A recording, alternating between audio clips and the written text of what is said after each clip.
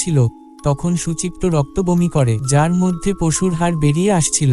এটা দেখে তারা ভয় পেয়ে যায় এবং যখন তাকে ডাক্তারের কাছে নিয়ে যাওয়া হয় তখন সেও তার অসুস্থতা বুঝতে পারেনি। সুচিত্রর কর্মচারীরা এসে তাকে বলে যে তার উপর কালো জাদু করা হয়েছে, তাই সে এইভাবে অসুস্থ। সুচিত্র বিশ্বাস করে না এবং তাদের চলে যেতে বলে, কারণ সুচিত্র অসুস্থ ছিল তাই তার স্ত্রী তার দোকান চালায়। একইভাবে বাড়িটি একা ছিল।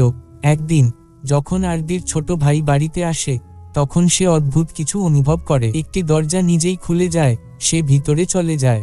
বাইরে বেরিয়ে এসে সে সুচিত্রর পাওয়া একই বস্তা খুঁজে পায়। যেহেতু সে জানে না এটা কি, সে এটা খুলে দেয় এবং খুলতে খুলতে তার সাথেও একই ঘটনা ঘটে। সে শয়তানের ভয়ানক কণ্ঠস্বর শুনতে পায়। সে বুঝতে পারে যে এটি ছিল কালো জাদুর বস্তা এবং এখন তার পিছনে অনেক রাক্ষস। এইসব কারণে এই ছেলেটির অবস্থা আরো খারাপ হয়ে যায়। যখন সবাই রাতে বাড়ি ফিরে আসে তারা আরিফকে আরো খারাপ অবস্থায় দেখতে পায় এবং সুচিত্রর অবস্থাও আরো খারাপের দিকে যাচ্ছিল। আরদি সুচিত্রর ঘর থেকে অদ্ভুত আওয়াজ শুনতে পায় এবং যখন সে যায় তখন সে দেখতে পায় সুচিত্র এমনভাবে যন্ত্রণা ভোগ করছে যেন কেউ তার ঘাড় শ্বাসরোধ করছে। আরদি বুঝতে পারল না কে এটা করছে। তারা সুচিত্রকে হাসপাতালে নিয়ে গেল। তার শরীর নিষ্প্রাণ ছিল, যেন সে মৃত। ডাক্তার তাদের বললেন যে সে কোমায় আছে। বাবার এই অবস্থার কারণে আরদি পাগল হয়ে যাচ্ছিল। সে তার কাকার উপর রেগে যায় কারণ সে মনে করে যে সে তাদের প্রতি হিংসা করত এবং সে অবশ্যই সুচিত্রর উপর এই কালো জাদু করেছে। এখন যেহেতু সুচিত্র অসুস্থ ছিল এবং তার দেখাশোনা করার জন্য কেউ ছিল না, তাই আরদির মা তার সাথে থাকার সিদ্ধান্ত নেয়। আরদি এখন দোকানের দায়িত্ব পেয়েছে। যখন সে দোকানে যায় তখন সে এই মর্মান্তিক খবর পায় যে গ্রাহকরা তাদের দোকানে আসা বন্ধ করে দিয়েছে। এই কারণেই কর্মচারীরাও চলে যাচ্ছিল। এতে আরদি আরো বেশি হতাশ হয়ে পড়ে। সে একাই দোকান দেখাশোনা শুরু করে।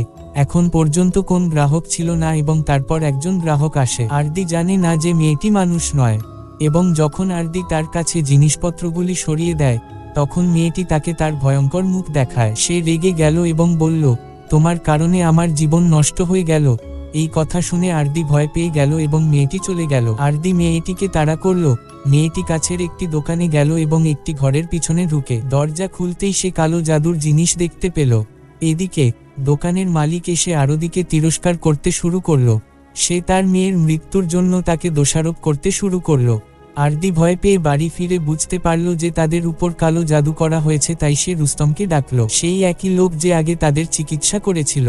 সে তাদের বাড়িতে পৌঁছানোর সাথে সাথে চিন্তিত হয়ে পড়ে, কারণ সে আগে কখনো এত শক্তিশালী কালো জাদু দেখেনি। সে তাদের কিছু ব্যান্ড দেয় যা তাদের রক্ষা করবে, কিন্তু হয়তো সেই ব্যান্ডগুলিও এখন যথেষ্ট ছিল না, কারণ আরদি ভাই আরিফ তার গুরুতর অসুস্থতার কারণে মারা গিয়েছিল, যা আরদি সম্পূর্ণ